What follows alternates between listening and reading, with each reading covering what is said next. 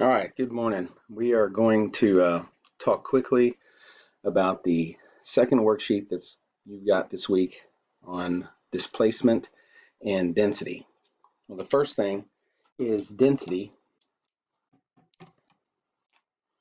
Density is going to require two things. You're going to have to determine the mass, which is the actual weight.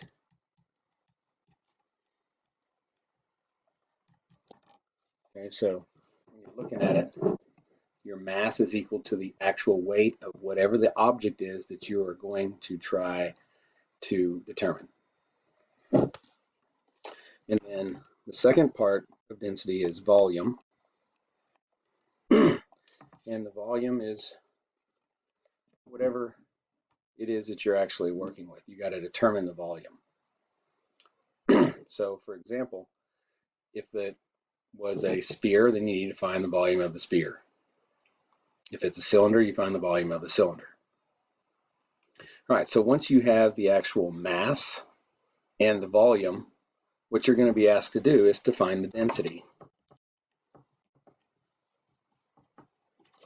The density is going to be equal to the mass of an object divided by its volume. So your density is going to be equal to the mass divided by the volume. And then you're going to get a number, and it'll be some type of kilograms over something cubic centimeters or something like that.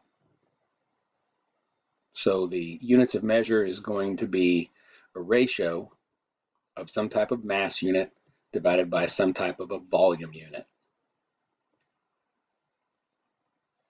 Okay, so then what happens next is it's a little bit difficult to do all different types of volumes unless they're a specific one that we've been dealing with. So we're going to take, and I'm doing the best I can here, we're going to take a glass, which is basically, we're going to say it's a smooth cylinder, and we're going to use the concept of displacement. We are going to find the density of this orange. Now, I don't actually have anything that I can actually weigh this orange with, but let's say we already know the mass of the orange, which is the actual weight if we were to put it on a scale. All right, so volume. Well, how are we going to use displacement? Displacement is going to use some type of a fluid or some kind of thing that we're going to have to fill up. So I'm going to take this water and I'm going to pour it into the cylinder. Okay, so you can see this line right here. I know it's kind of hard to see, but hopefully you can see that there's a spot in there. So if you were to freeze that water and take it out, it would be a cylinder, and it would be a cylinder with the same dimensions as the cylinder of this glass.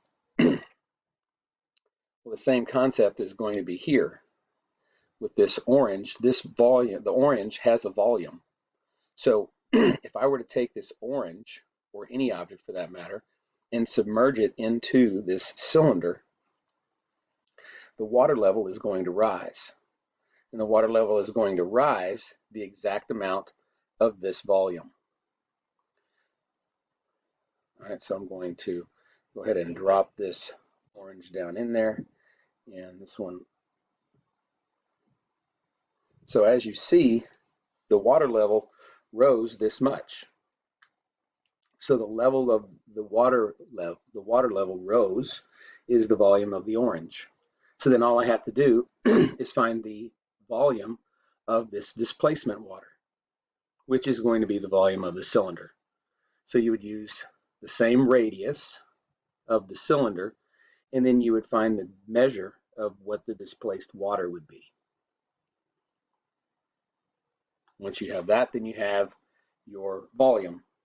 So then you can go back and determine your density, the actual weight of the orange divided by the displacement cylinder or displacement water, which is the actual volume of the orange. And that's how you find density. There are several problems on the worksheet that are going to use that concept. So make sure that you refer back to this. Good luck.